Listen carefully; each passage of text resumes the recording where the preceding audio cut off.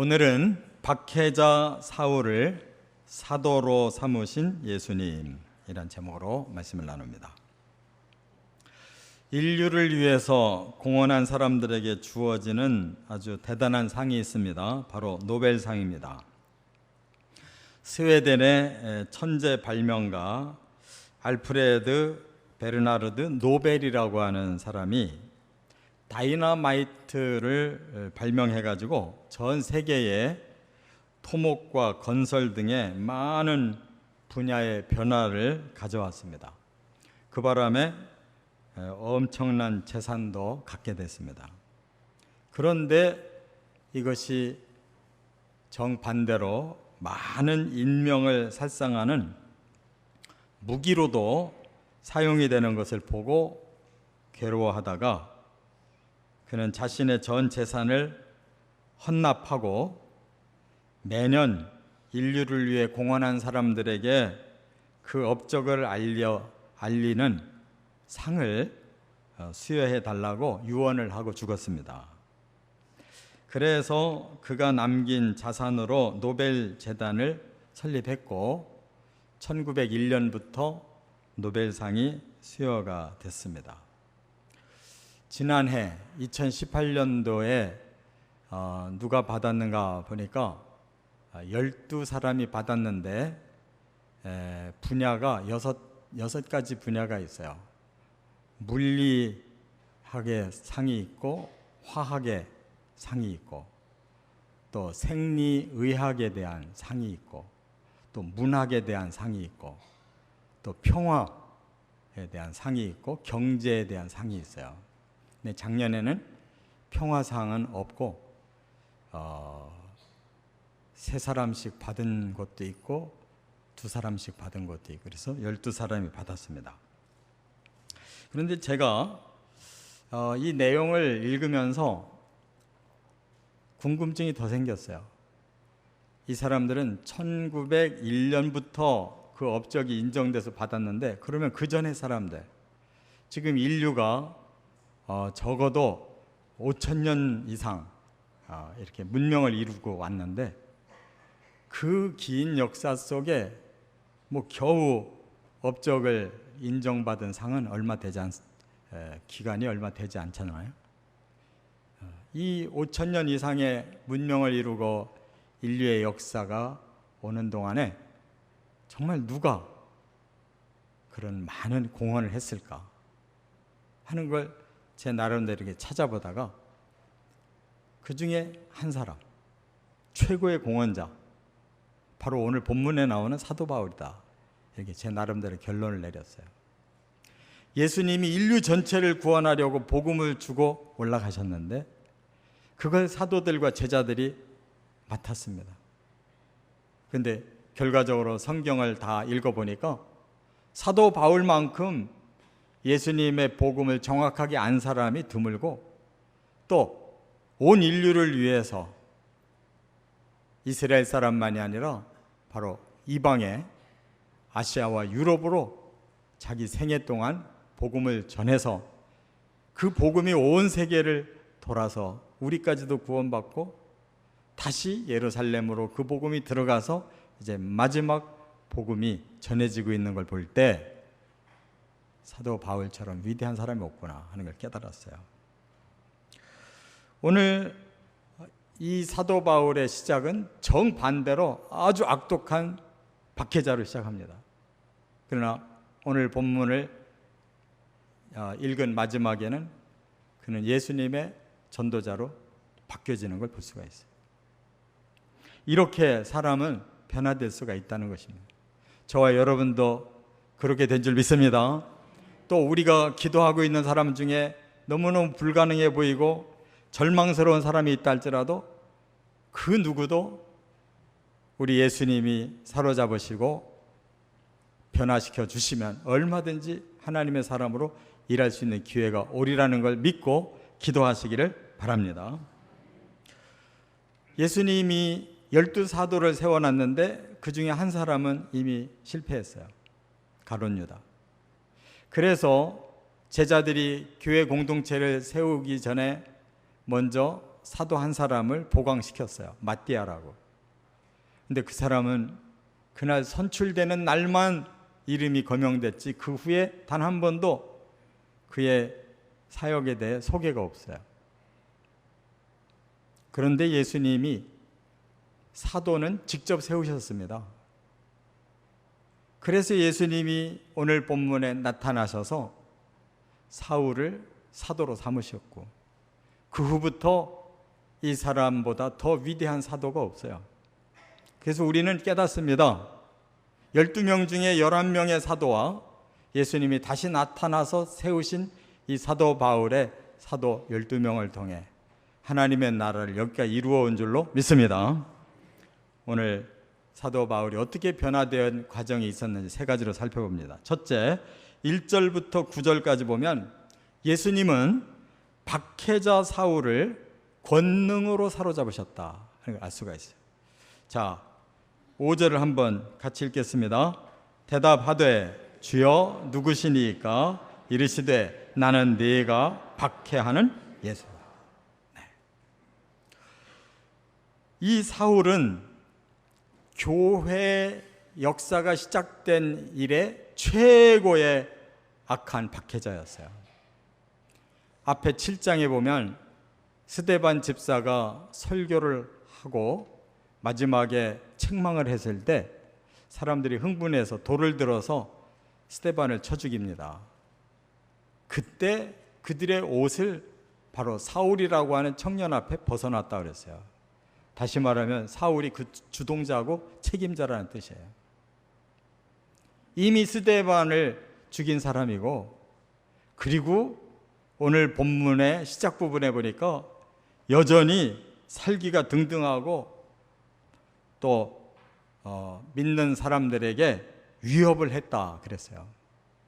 뿐만 아니라 이 사람이 더 열정이 끌어올라서 이제는 해외에 나가 있는 그 신자들을 찾아서 색출해서 잡아와가지고 예루살렘 감옥에다 집어넣어 죽이자, 이런 생각을 해서 대제사장에게 그 공문을 위임 받아가지고 부하들을 데리고 바로 이웃나라 시리아 쪽으로 넘어간 겁니다.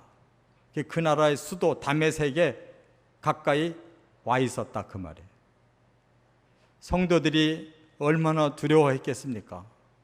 예루살렘에서 그 박해를 피해 유대로, 유대에서 박해를 피해 사마리아로, 사마리아에서 박해를 피해서 시리아로 넘어갔는데 이제는 다른 나라에까지도 그들이 떼거리로 와가지고 집집마다 수색해서 그들을 잡아서 다시 끌고 가려고 했다니까 얼마나 두려웠겠어요. 그런데 이 사람이 왜 그렇게 열정을 냈을까를 생각해 보니까 남들보다 율법을 더 많이 공부했기 때문에 그래요. 이 사람이 가말리엘이라고 하는 당대 최고의 율법 학자 밑에서 문화생으로 공부한 사람이에요. 그런데 어설프게 공부를 한 것이죠. 율법은 예수님에게서 배워야 되는데 그야말로 율법주의자에게 율법을 배웠기 때문에 하나님 말씀이 제대로 뚫리지 않으니까 이렇게 선무당이 사람 잡는다고 사도 사울이 이렇게 오히려 예수와 교회와 성도들을 박해하는 데 앞장섰다 그 말이에요. 그런데 어떻게 예수님이 이를 사로잡으셨느냐? 다메섹이 가까이 왔습니다. 얼마나 그는 흥분이 됐겠어요. 이제 내가 공로를 세울 때가 됐구나. 이놈들 두고 보자 하고 지금 벼르고 가고 있는데 갑자기 정오쯤 됐는데 햇볕이 쨍쨍 비치고 있는데 그 햇볕보다도 훨씬 강한 빛이 위에서부터 내리쪼였어요. 그가 말을 타고 가다가 땅바닥에 뒹굴었습니다. 그리고 눈이 머려버렸어요. 그 순간. 여러분, 우리도 용접하는데 가까이 가서 조금만 쳐다보고 나면 눈이 안 보이잖아요. 한번 태양과 도전해보겠다고 조금만 눈을 지켜 세우고 쳐다보면 그 다음 눈 안 보여요. 빛이 무서운 겁니다. 근데 지금 그 정오의 태양빛보다 더 강한 빛이 사울을 사로잡아 버리니까 그가 나동거라지고 눈이 멀어버렸다는 거예요. 얼마나 당황하고 얼마나 힘들었겠어요. 그런데 위에서 장엄한 소리가 들리는 거예요. 사울아, 사울아 부르는 거예요. 왜 네가 나를 박해하느냐? 누구십니까? 그랬더니 네가 박해하는 예수다. 얼마나 소스라치게 놀랐겠어요. 그 심장이 콩알만해지지 않았겠어요.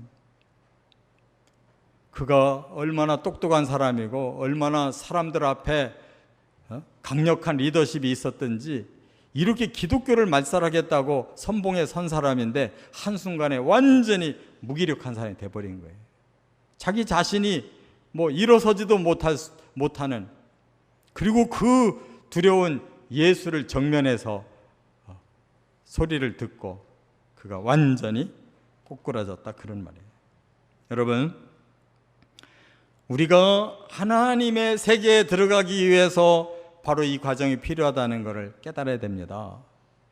내 자아가 살고 내 실력이 살아있고 내가 할 수 있는 계획이 많고 자신감이 넘치는 사람일수록 하나님 만나기가 힘들어요. 왜냐하면 신의 세계는 사람의 이성의 세계와는 전혀 다르기 때문에, 이성이 발달하면 발달할수록 신의 세계와는 거리가 멀어지는 거예요. 이 사람이 하나님 잘 섬긴다고 했지만 하나님이 가려진 율법에 이 사람 매여 있던 사람이에요. 말하자면 학문처럼 지식처럼 이렇게 신앙생활한 사람이에요. 이런 사람들이 하나님 만나기 힘듭니다. 그런데 이제는 완전히 까부라져서 자기의 자아도 무너지고 실력도 아무 필요가 없고 몸도 완전히 멀어버려가지고 다른 사람에 의해서 끌려서 움직여야 될 이러한 아주 무력한 사람으로 땅바닥에 내던지셨어요. 그것이 오히려 예수님을 만나고 예수의 사도가 되는 기회였다는 사실, 역설적인 진리라는 사실을 믿으시기 바랍니다. 우리 자신이 자꾸 나가 살아있고 내 생각이 살아있고 내 방향이 자꾸 살아나면 하나님의 길로 갈 수가 없어요. 두 번째, 10절부터 19절 상반절. 두 번째 방법은 예수님은 사울을 성도로 변화시켰다 하는 거예요. 여기 17절 한번 같이 읽어보겠습니다. 아나니아가 떠나 그 집에 들어가서 그에게 안수하여 이르되, 형제 사울아, 주 곧 네가 오는 길에서 나타나셨던 예수께서 나를 보내어 너로 다시 보게 하시고 성령으로 충만하게 하신다 하니. 그가 사람들에게 이끌려서 일단 다메섹에 들어갔습니다. 유다라고 하는 사람 집에 머물고 있는데 예수님이 다른 제자 아나니아라는 사람에게 나타나셨어요. 그리고 저 직진 길로 가면 그 유다라는 사람의 집에 다소 출신 사울이라는 사람이 묵고 있을 거다. 너 그에게 가서 안수해라. 이 사람이, 그 사람 소문을 이미 들었거든요. 예루살렘에서 아주 나쁜 짓 한 사람이라는데 여기까지 온다 소리 들었는데 제가 어떻게 그 사람 만납니까? 저 가면 죽습니다. 아니다. 내가 그 사람을 내가 쓰려고 계획해 놓은 그릇이니까 너는 가서 안수만 해라. 그래서 아나니아가 사실 목숨 걸고 안수하러 간 겁니다. 그러면 왜 예수님께서 안수라는 말씀을 하셨을까요? 이것이 그냥 사람이 사람 위에 사람의 머리 위에 손 얹는 의식입니까? 전혀 그렇지 않았어요. 적어도 세 가지의 변화가 일어나요. 안수를 통해서. 악한 영이 가득해가지고 오직 하나님의 일을 방해하고 대적하고 성도를 죽이려고 하던 이 악한 사람에게 안수가 임하자 바로 성령이 충만해졌다 그랬어요. 악령을 물리쳐버리고 하나님의 영이 들어오는 거룩한 변화의 순간이었다는 것을 믿으시 바랍니다. 우리 사람에게 반드시 이 과정이 있어야 돼요. 우리를 주장하는 것이 내 자아인 것 같은데 사실은 속고 있어요. 내 자아가 아니라 내 자아를 누군가가 움직이는 거예요. 그게 사탄이에요. 그래서 내 자아만 같으면 범죄하지 않을 겁니다. 누가 범죄하고 싶은 사람이 어디 있어요? 불행해지고 싶은 사람이 어디 있어요? 그런데 나는 최선의 길을 간다고 갔는데 죄 짓고 나니까 자꾸 어려운 일이 생겨서 인생을 망치는 배후에 악한 영이 역사하는 줄을 깨달으시 바랍니다. 바로 그 문제를 해결할 길은 하나님의 성령이 덮어버리는 방법밖에 없어요. 하나님의 성령이 사로잡았어요. 그리고 또한 안수는 이제부터 너는 내가 쓰는 사도다. 내가 이스라엘 사람들과 저 이방인들과 임금들 앞에서 예수를 증거하는 사도로 쓰려고 하는 그릇이다. 임직식이에요. 여러분, 믿음으로 임직을 받으시길 바랍니다. 형식이 아닙니다. 하나님께서 주시는 사명을 받는 시간이고, 그 사명이 바로 우리에게 영원한 상급이 될 것이라는 것을 믿으시 바랍니다. 사도 바울은 이 땅에서 죽음까지 바쳐서 그 사명을 감당했고, 제가 모르기는 몰라도 아마 천국 가면 전도상 최고 특별상은 사도 바울이 받았을 거예요. 또 하나 변한 게 있어요. 아까 뭐라고 그랬어요? 그 강렬한 빛을 받고 그가 눈이 멀어버렸잖아요. 그런데 안수를 받자마자 비늘이 벗겨지고 눈을 떴다고 그랬어요. 그리고 그때부터 먹기를 시작하고 회복이 되기 시작했다고 그랬어요. 치유의 안수까지 이루어진 줄 믿습니다. 하나님께서 이렇게 우리를 향해서 아나니아를 보내 이러한 역사를 일으키시는 이러한 영의 루트가 있다 그 말이에요. 그것을 순종한 사울은 이제 바울 사도로 변화가 된 것이에요.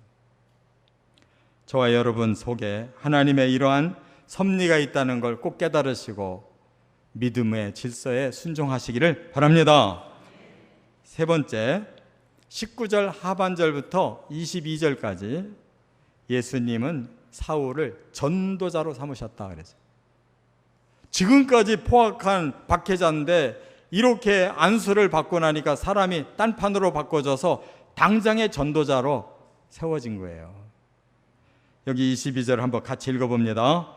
사울은 힘을 더 얻어 예수를 그리스도라 증언하여 다메섹에 사는 유대인들을 당혹하게 하니라. 다메섹의 유대인 집단에 이미 소식이 있었습니다. 사울이라는 저 지도자가 많은 유대인들을 이끌고 여기 다메섹에 와가지고 기독교인들 샅샅이 잡아가지고 포승줄로 묶어서 고국으로 다 끌고 가기로 했단다. 야, 우리도 그날 가서 같이 협력하자. 다 짜여져 있어요. 그런데 아무리 기다려도 그 사울은 안 나타나더니 어느 날 사울이 나타났는데 웬걸 오히려 예수꾼이 돼가지고 입에 거풀 물고 예수가 하나님의 아들이고 예수가 우리를 구원할 메시아라고 그리스도라고 막 증거하는 거예요. 유대인들이 얼마나 당혹했겠어요. 보국에서 지도자로 이 박해의 주동자 지도자로 온 사람인데 어떻게 여기서 갑자기 바뀌어져 가지고 예수를 전도하고 있나.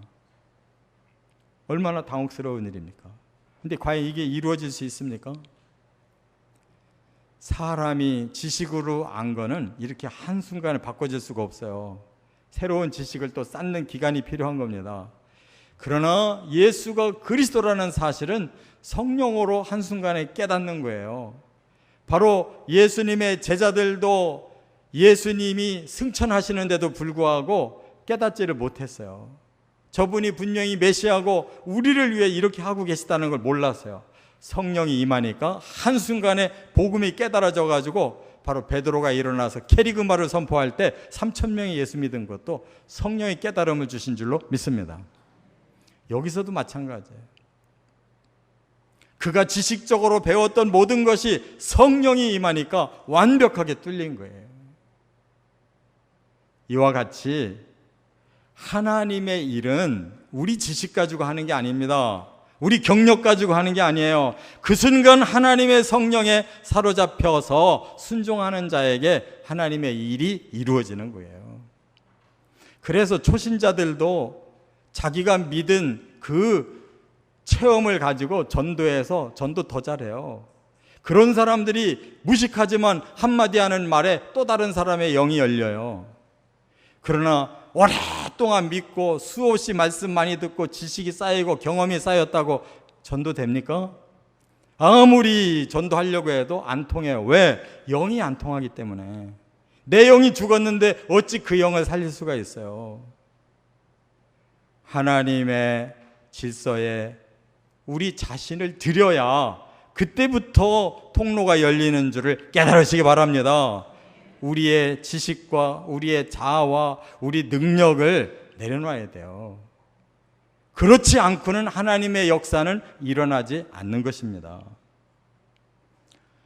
그는 하나님이 이미 오래전에 준비를 시켜놨어요. 그 시대가 로마 시대입니다. 근데 그가 로마 시민이에요. 오늘날 우리가 한국 사람 중에 미국 시민권 일찌감치 들어가서 얻은 사람들이 많은 일 한 거 아시죠? 세상이 그런 거예요. 그 시대에 로마 시민권을 가진 사람이 얼마나 특권이 많은지. 그가 태어나서 성장한 다소라고 하는 곳은 성지순례를 가보면 거기가 로마의 유명한 대학이 있는 곳이었어요. 엄청난 도서관이 있었고 거기서 학문이 익혀진 사람이에요. 그리고 자기 집안이 대대로 바리새파 집안이기 때문에 보수적인 신앙을 가져서 유학을 또 보낸 거예요. 예루살렘에다가 가말리엘에다가 밑에다가 집어넣어가지고 율법을 철저하게 공부를 시킨 사람이에요. 그런데 이제 예수께 사로잡히고 성령을 받고 나니까 이 모든 실력이 다 예수를 위해 쓸 수 있는 정말로 아름다운 실력으로 바뀐 거예요. 구약의 말씀의 시작은 모세가 창세기로부터 신명기까지 오경을 써서 그 위에 구약이 세워져 있잖아요. 신약 성경 예수님이 복음서를 이렇게 그 산 역사를 남겨놓으시니까 거기에 바로 로마서부터 들어가는 말씀이 뭐예요? 사도 바울이 13편을 모조리 써서 그 구약과 신약을 해석해서 정리해주고 있잖아요. 우리가 어느 성경 읽을 때 제일 깨달음이 쉽게 와요? 로마서부터 고린도 전후서 이렇게 나갈 때, 바울 서신을 읽어 나갈 때 성경이 뚫리는 것을 깨닫잖아요. 바로 그런 실력이 이렇게 열매 맺었다는 걸 깨달으시기 바랍니다. 우리가 노력한 거 우리 힘으로 하려고만 안 돼요. 하나님이 엮어주셔서 그 모든 것을 변화시키면 다 하나님께 영광 돌리는 아름다운 열매 될 줄 믿습니다. 이제 말씀을 정리할게요. 사도 바울은 아시아와 유럽 초입까지만 가서 복음 전했습니다. 나머지 그 후대 제2, 제3의 사도 바울 같은 사람들이 복음을 전해 여기까지 왔어요. 그 다음 우리는 어떻게 할 겁니까? 이 지역에 얼마나 많은 영혼이 있고 얼마나 많은 선교 사역이 필요합니까? 얼마나 많은 사람들을 도울 수 있는 선한 영향력의 사역이 많이 필요합니까? 바로 우리가 오늘 이 사도 바울과 같은 이런 영적 변화와 체험과 사명을 가지고 오직 성령의 힘으로 결단하면 이렇게 또 아름답게 사용해 주실 줄 믿고 그런 축복이 저와 여러분에게 있기를 주의 이름으로 축원합니다.